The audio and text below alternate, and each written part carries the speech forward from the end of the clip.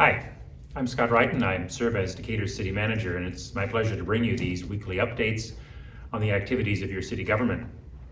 As some of you may have heard, on Monday night at the last City Council meeting, one of our City Council members, Rodney Walker, announced that he'll be resigning effective immediately, effective Tuesday the 20th of July, from his position on the City Council.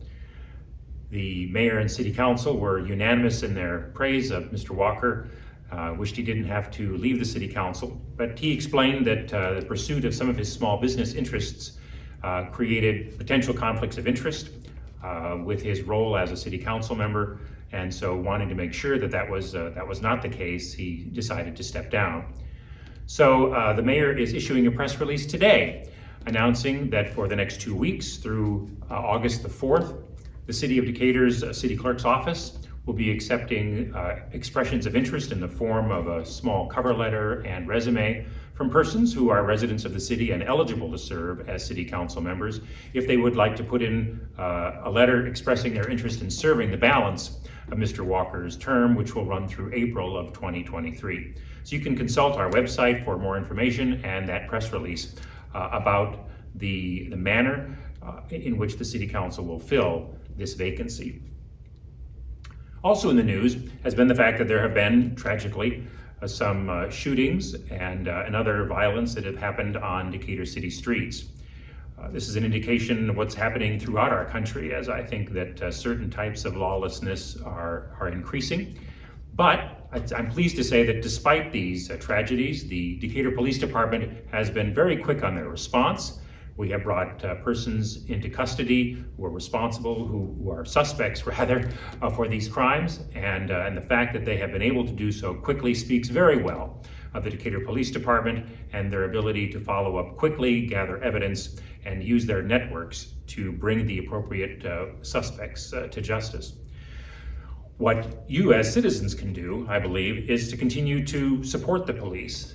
Whenever you might be a witness, is to give them additional information. Information is absolutely critical in those critical 48 hours after a crime is committed. To the extent that the police get cooperation from people who have important information, that's really important.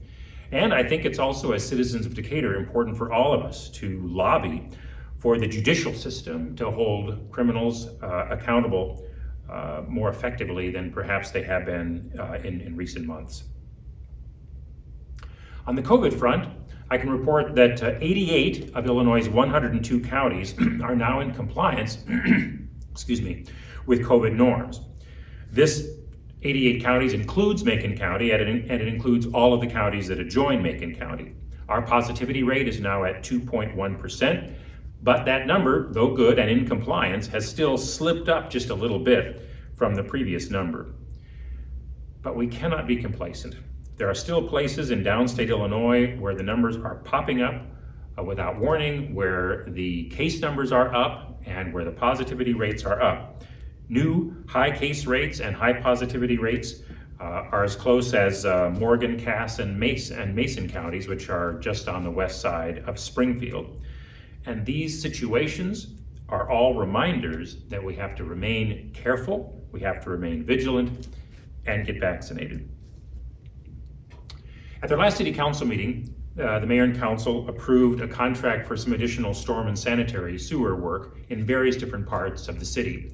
There's no single contract that embodies all of the capital improvement work that the city does every year. There's a portion for concrete streets, a portion for asphalt streets, a portion for special MFT, another one for water, for sewer, for storm sewers, and so forth. They're broken up into those categories and then they're awarded to different contractors, usually during the course of the construction season in the spring and the fall. But by way of alerts and heads up, I wanted to let you know that the council approved a contract for stormwater replacement and upgrades on Sarah Drive, stormwater replacement on Corman Court, replacement of an existing storm sewer structure on Taylor Road north of Mound, replacement of a failed stormwater culvert on South Fairview, replacement of a failed under drain along with a new storm sewer over on Bayshore Drive, that's in South Shores, and we'll be relocating and upgrading an existing sanitary sewer on South Cray Street. So these are activities that'll be happening later this year. So be careful, because there'll obviously be some street inconvenience closures during that reconstruction. Thank you again for the opportunity to bring you this information on your city. And please feel free to call our office at the Decatur Civic Center or email us if you have suggestions for additional topics that you'd like us to cover that maybe we haven't covered in these weekly sessions, and we're pleased to do that.